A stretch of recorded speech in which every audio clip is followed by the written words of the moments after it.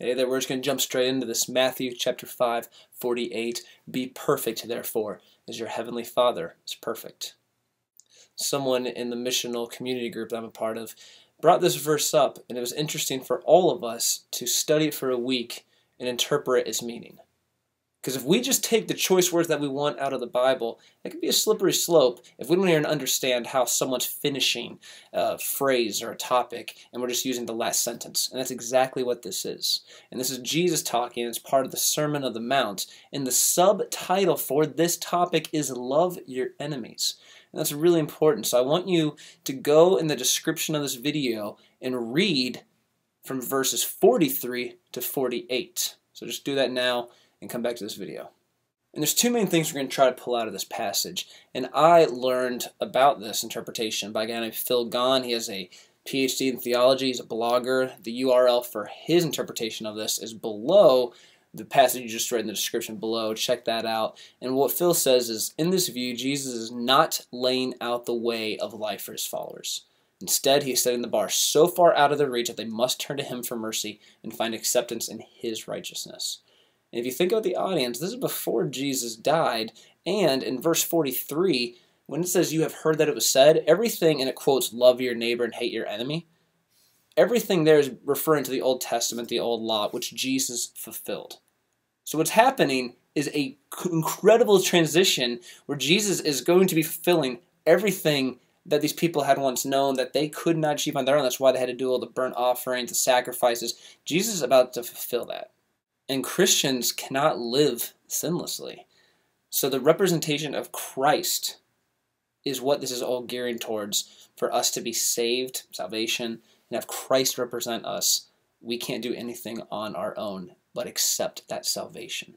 And the first thing to get out of the way is the word perfect. There are different meanings for this word, and it's mentioned in 1 Corinthians 2:6, that it's the same word, but it has the meaning of mature or complete.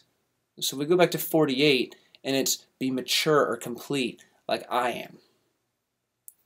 It already starts to have a different alteration, but let's quickly move on, because it doesn't mean sinless. And the second thing is the context. We have to study this.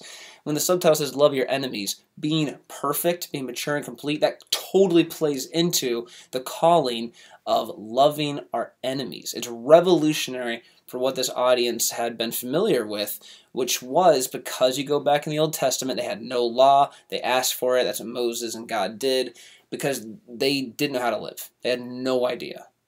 And so Jesus is now going to release them, and he will fulfill it. But with this article that you can check out online, there's another scholar that he quotes in Jordan Station. Now this is fascinating. Please go and check this out in the URL.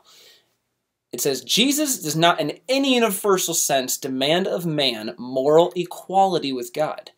The word perfect, as used here, denotes quite a different meaning. It concerns the perfectness, the consistency of love.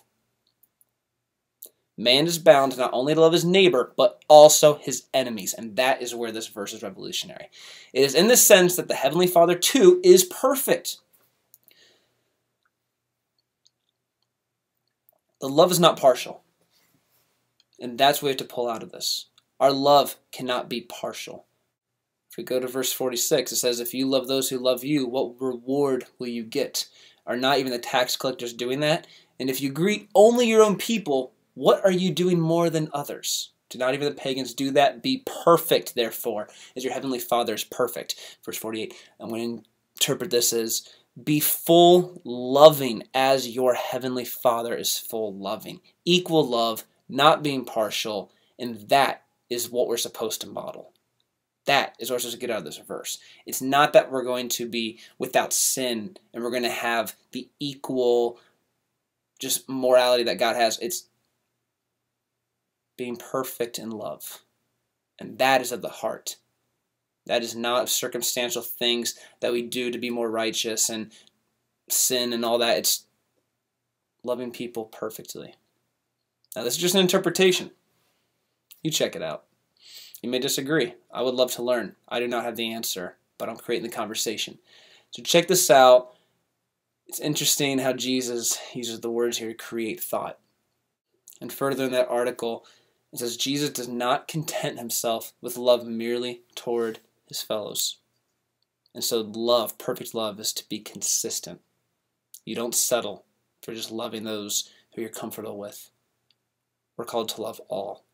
And that is how we can finally be on the path of being like Christ and being perfect, because our love is not being held back. Write this out below, guys. You tell me what you think.